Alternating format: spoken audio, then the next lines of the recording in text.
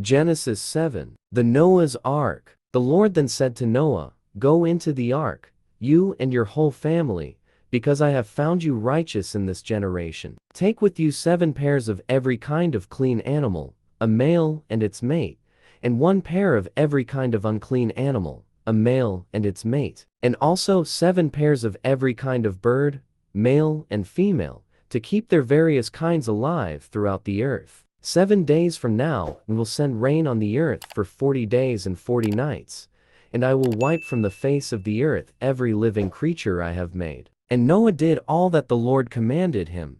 Noah was 600 years old when the floodwaters came on the earth. And Noah and his sons and his wife and his sons' wives entered the ark to escape the waters of the flood. Pairs of clean and unclean animals, of birds and of all creatures that move along the ground, male and female, came to Noah and entered the ark, as God had commanded Noah. And after the 7 days the floodwaters came on the earth. In the 600th year of Noah's life, on the 17th day of the 2nd month, on that day, all the springs of the great deep burst forth, and the floodgates of the heavens were open, and rain fell on the earth 40 days and 40 nights. On that very day Noah and his sons, Shem, Ham, and Japheth, together with his wife and the wives of his 3 sons, entered the ark. They had with them every wild animal according to its kind, all livestock according to their kinds, every creature that moves along the ground according to its kind,